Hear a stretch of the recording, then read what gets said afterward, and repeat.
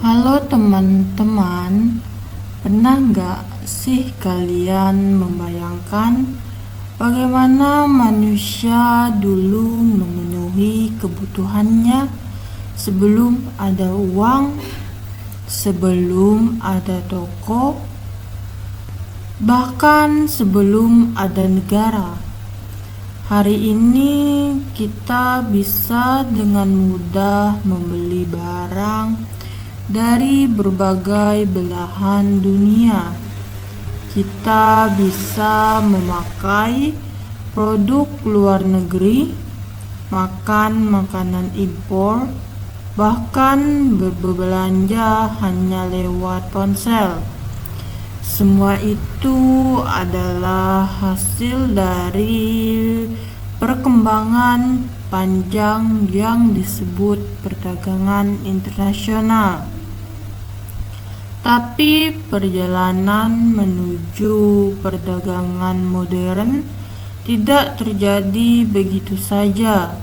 Ada proses panjang, dimulai dari sistem barter yang sangat sederhana hingga akhirnya berkembang menjadi perdagangan global yang kompleks seperti sekarang.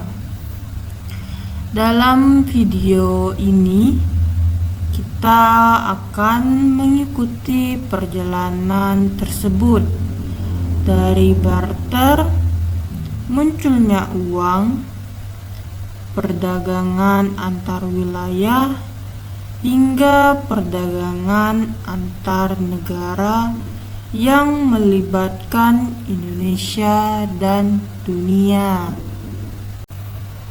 Mari kita mulai dari masa yang paling awal. Pada zaman dahulu, manusia hidup dengan kelompok kecil. Mereka belum mengenal uang, belum ada pasar, dan belum ada sistem ekonomi seperti sekarang. Setiap orang berusaha memenuhi kebutuhannya sendiri. Namun, lama-kelamaan mereka menyadari bahwa tidak semua kebutuhan bisa dipenuhi sendiri. Ada yang ahli berburu, ada yang pandai bercocok tanam, dan ada juga yang pandai membuat alat. Dari sinilah muncul sistem barter. Barter adalah pertukaran barang dengan barang. Contohnya, seseorang yang memiliki hasil berupa daging akan menukarnya dengan sayuran dari orang lain. Namun, sistem barter memiliki banyak kendala. Yang pertama, sulit menemukan orang yang memiliki kebutuhan yang sama. Misalnya, kamu punya beras dan ingin makan ikan, tapi orang yang punya ikan tidak butuh beras. Kedua, tidak ada ukuran nilai yang pasti. Berapa banyak beras yang setara dengan satu ekor ayam. Ketiga, sulit untuk menyimpan kekayaan. barang bisa rusak atau basi. Karena berbagai keterbatasan ini, manusia mulai mencari sistem yang lebih praktis. Untuk mengatasi kelemahan barter, manusia mulai menggunakan alat tukar. Awalnya alat tukar ini berupa barang-barang tertentu seperti kerang, garam, dan logam. Kemudian berkembang menjadi uang, logam, dan akhirnya uang kertas. Dengan adanya uang, transaksi menjadi lebih mudah. Nilai barang bisa diukur, orang bisa menyimpan kekayaannya.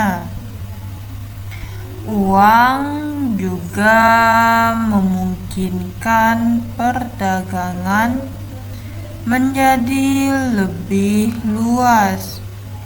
Orang tidak perlu menunggu pertukaran langsung karena uang bisa digunakan kapan saja. Ini menjadi langkah besar dalam perkembangan perdagangan. Setelah manusia mengenal uang, perdagangan mulai mengalami perubahan besar. Jika sebelumnya pertukaran hanya terjadi dalam lingkup kecil seperti antar individu atau dalam satu desa, kini perdagangan mulai meluas ke antar wilayah. Bayangkan pada masa itu belum ada kendaraan modern seperti sekarang. Perjalanan dilakukan dengan berjalan kaki, menggunakan hewan, atau perahu sederhana. Meskipun penuh keterbatasan, manusia tetap berusaha menjangkau wilayah lain demi mendapatkan barang yang tidak tersedia di tempatnya. Disinilah muncul peran pedagang sebagai perantara. Pedagang tidak hanya membawa barang, tetapi juga membawa informasi, budaya, bahkan kebiasaan baru dari suatu daerah ke daerah lainnya. Misalnya, orang dari daerah pesisir membawa garam ke daerah pegunungan. Sebaliknya, orang pegunungan membawa hasil hutan atau pertanian ke daerah pesisir. Aktivitas ini lama-kelamaan membentuk jalur perdagangan di wilayah Indonesia. Jalur perdagangan antar pulau sudah ada sejak lama. Karena Indonesia terdiri dari banyak pulau, transportasi laut menjadi sangat penting. Perahu dan kapal tradisional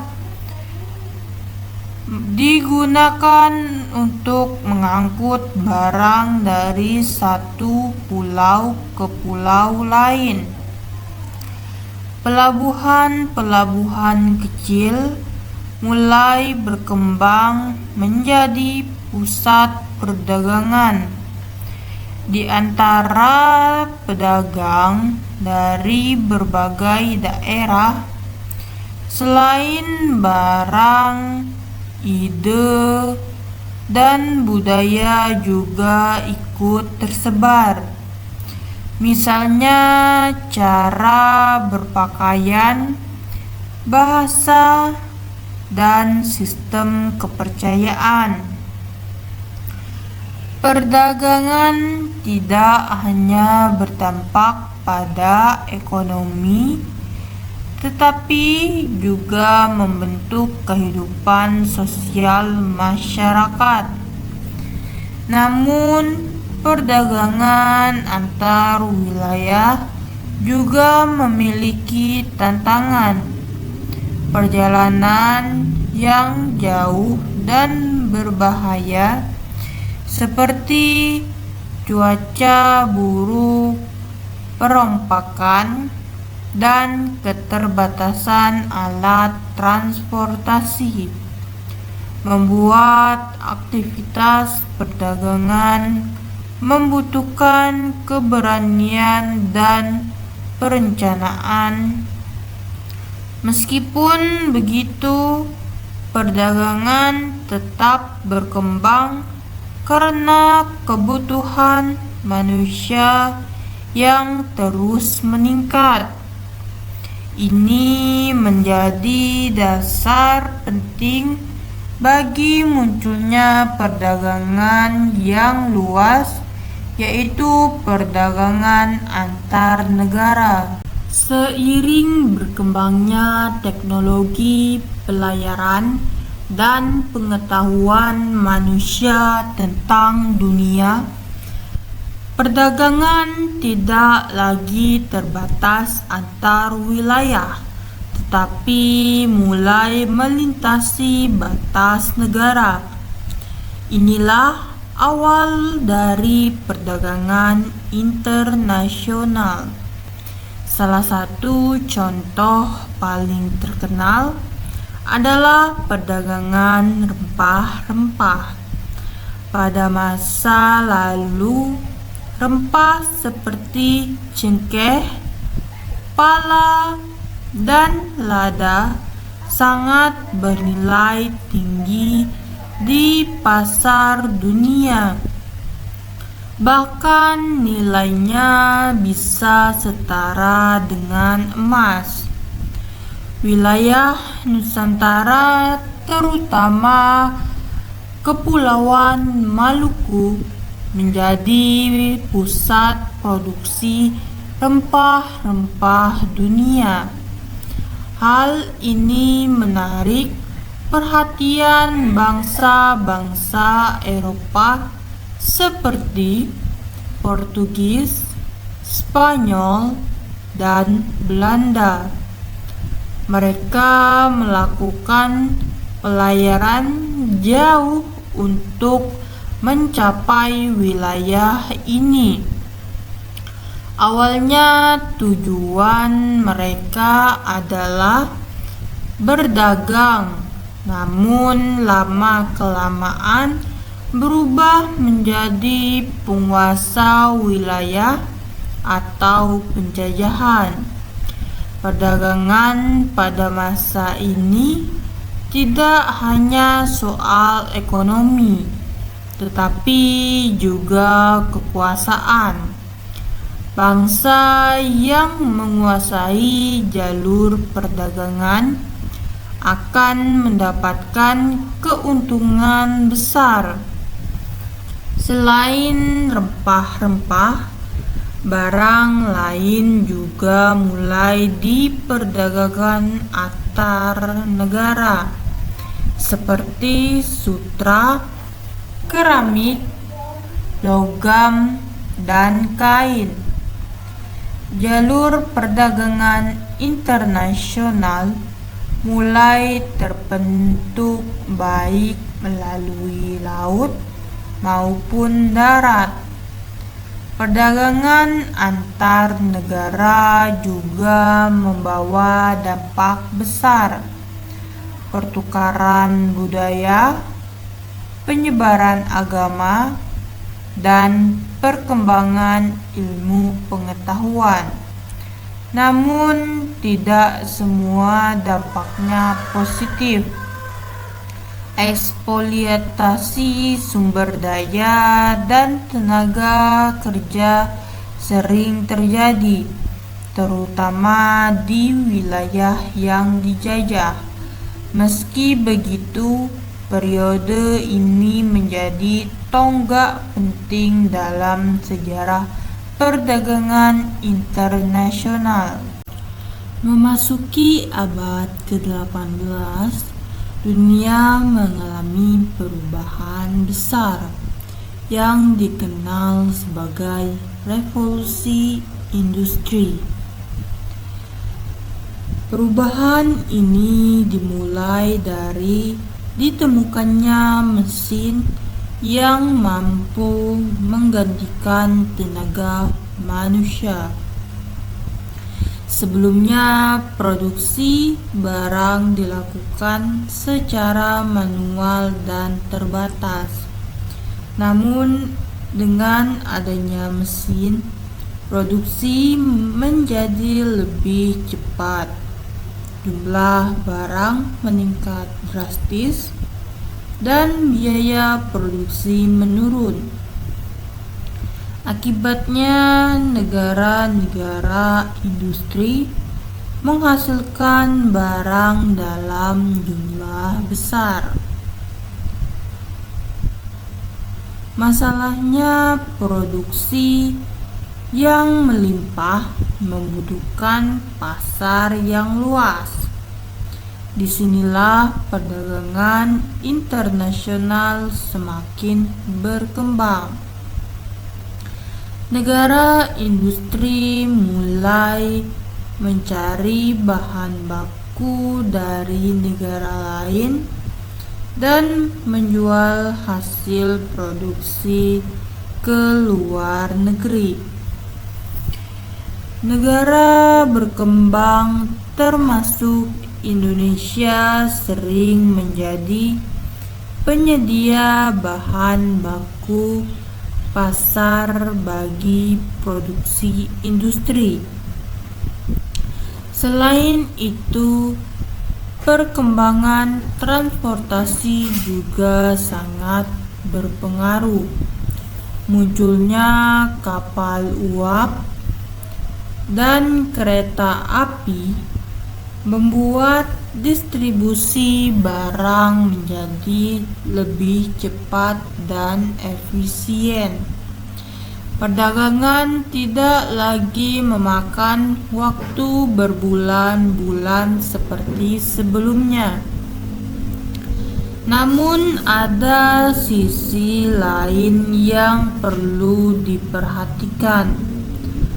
Revolusi industri juga menciptakan ketimpangan, seperti negara maju industrinya menjadi lebih maju dan negara lain menjadi tertinggal. Hal ini menjadi salah satu akar ketimpangan ekonomi global yang masih terasa hingga sekarang. Memasuki era modern, perdagangan mengalami transformasi besar. Jika dulu perdagangan membutuhkan perjalanan panjang dan waktu lama, sekarang semuanya bisa dilakukan dengan cepat berkat teknologi. Perkembangan teknologi seperti internet, komputer, dan sistem logistik modern, membuat perdagangan menjadi tanpa batas. Kita sekarang hidup di era globalisasi. Di era ini, barang dan jasa, bahkan informasi bisa berpindah dari satu negara ke negara lain dengan cepat. Contohnya adalah seorang di Indonesia bisa membeli produk dari luar negeri hanya melalui aplikasi di ponsel saja. Perusahaan juga bisa menjual produknya ke pasar internasional tanpa harus memiliki toko fisik di negara lain. Platform seperti Shopee dan Tokopedia menjadi contoh bagaimana perdagangan berkembang di era digital. Selain itu, kerjasama antar negara juga semakin kuat. Negara-negara membentuk organisasi seperti World Trade Organization dan Association of Southeast Asian Nations. Tujuannya adalah mempermudah perdagangan dan mengurangi hambatan seperti tarif dan kuota. Namun, perdagangan global juga menghadapi tantangan baru. Yang pertama yaitu persaingan yang semakin ketat, ketergantungan antar negara, dan krisis global yang bisa mempengaruhi banyak negara sekaligus. Misalnya, jika satu negara mengalami krisis ekonomi, dampaknya bisa dirasakan oleh negara lain. Perdagangan global membawa dampak yang sangat luas, baik positif maupun negatifnya. Dampak positifnya yang pertama ada masyarakat memiliki lebih banyak pilihan barang. Kita bisa menikmati produk dari berbagai negara dengan kualitas yang beragam. Kedua, harga barang menjadi lebih kompetitif karena adanya persaingan. Produsen berusaha memberikan harga terbaik. Yang ketiga, membuka lapangan kerja yang lebih banyak. Perusahaan yang terlibat dalam ekspor dan impor membutuhkan banyak tenaga kerja di perusahaan tersebut. Keempat, mendorong inovasi. Persaingan global membuat perusahaan terus berinovasi agar tidak tertinggal. Dampak negatifnya yaitu, namun di sisi lain ada juga dampak negatifnya. Yang pertama, produk lokal bisa kalah bersaing dengan produk luar. Jika tidak mampu bersaing, industri dalam negeri bisa lemah. Yang kedua, ketergantungan terhadap negara lain. Jika kita terlalu bergantung pada impor, negara bisa mengalami kesulitan saat terjadi gangguan pasokan. Yang ketiga, kesenjangan ekonomi. Tidak semua negara dapat manfaat yang sama dari perdagangan global. Yang keempat adalah dampak lingkungan. Produk besar-besaran bisa menyebabkan eksploitasi sumber daya alam. Pada akhirnya, perdagangan global adalah suatu yang tidak bisa dihindari.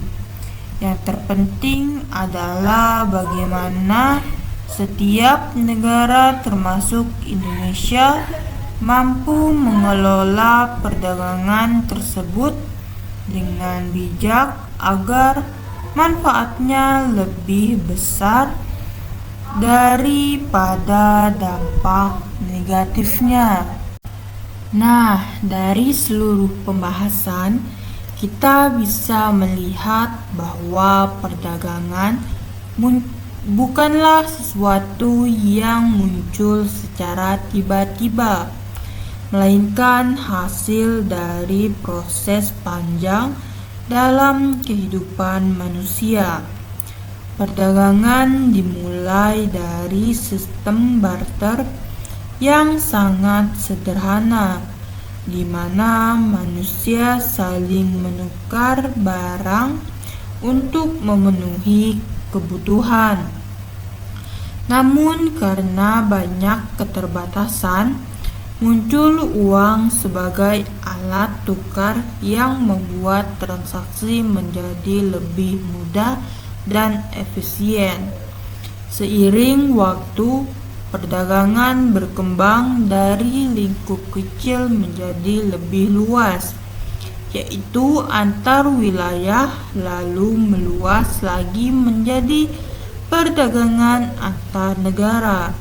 Pada tahap ini, perdagangan tidak hanya melibatkan pertukaran barang, tetapi juga membawa pengaruh besar terhadap politik, budaya, dan kekuasaan.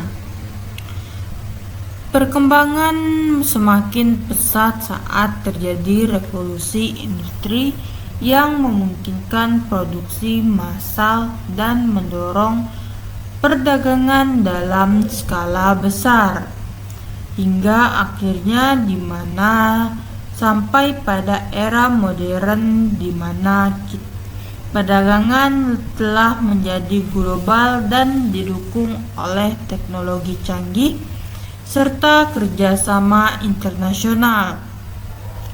Bagi Indonesia, perdagangan internasional memiliki peran yang sangat penting dalam mendorong pertumbuhan ekonomi, membuka lapangan kerja, serta memperluas hubungan dengan negara lain.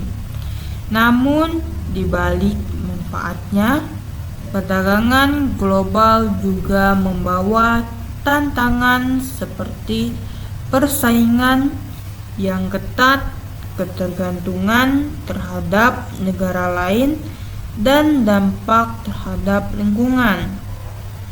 Oleh karena itu, yang terpenting bukan hanya ikut dalam perdagangan global, tetapi bagaimana pengelolaannya dengan bijak agar dapat memberikan manfaat yang maksimal bagi kesejahteraan masyarakat dan pembangunan ekonomi negara.